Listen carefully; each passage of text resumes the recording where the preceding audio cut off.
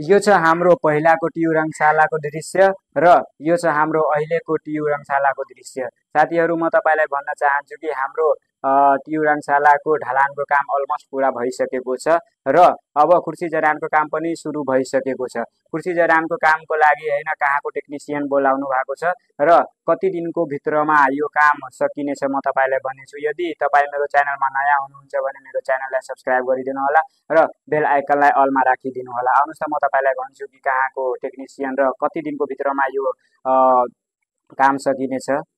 यो फोटोमा तपाईँ हेर्न सक्नुहुन्छ, उहाँको नाम जितेन्द्र तिवारी हो।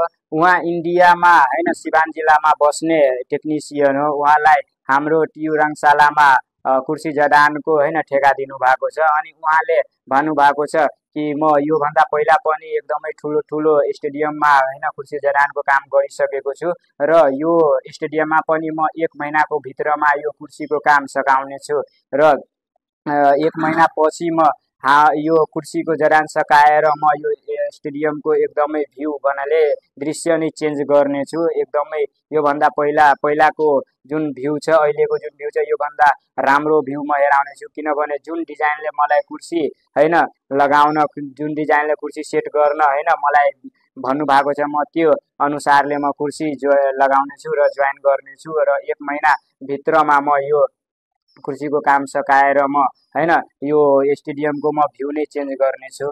र साथीहरू 1 महिना पछि कुर्सी जडानको काम सकिसकेपछि फ्लोटिङ लाइटको पनि काम स्टार्ट हुनेछ र फ्लोटिङ लाइट पनि लाग्नेछ। किनभने अब एनपीएल को दोस्रो सिजनमा हामी हैन अब म्याच रातिमा बसेर हेर्न सक्छौँ। किनभने फ्लोटिङ लाइट लागेपछि हैन स्टेडियम एकदमै राम्रो बनिसकेपछि 10,000 हैन मान्छे बस्ने स्टेडियममा कुर्सी सेट गर्नु भएको छ।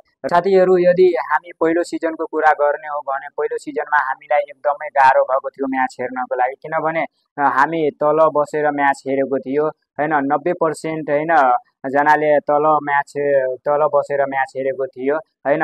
अब हामी तल बसेर म्याच हेर्दैनौँ किनभने हाम्रो स्टेडियममा 10,000 कुर्सी जडान हुन गइरहेको छ अनि फ्लोटिङ लाइट पनि लाग्नेछ। अब हामी म्याच रातिमा हेर्नेछौँ। पहिलो सिजनमा हामी हैन धेरैजनाले स्कुल बङ्क मारेर हैन कलेज बङ्क मारेर अनि अफिसको काम पनि छोडेर म्याच हेरेको थियो। तर अब त्यसो गर्नु पर्दैन। अब हामी एकदमै फ्री हुनेछौँ रातिमा हैन र म्याच हेर्नेछौँ। यदि यसको लागि हामी पारस दाइलाई जति थ्याङ्कफुल भन्न चाहन्छु भने त्यति नै कम हो। किनभने पारस दाइले हाम्रो लागि एकदमै धेरै गर्नु भएको छ। नेपाल टिम क्रिकेटको लागि एकदमै हैन धेरै गर्नु भएको छ। हामी पारस दाइलाई एकदमै थ्याङ्क्सफुल भन्न चाहन्छु। साथीहरू यदि मेरो च्यानल राम्रो लाग्यो भने मेरो च्यानललाई सब्स्क्राइब गरिदिनु होला अनि मेरो भिडियोमा कमेन्ट गरेर मलाई भन्नु होला साथीहरू।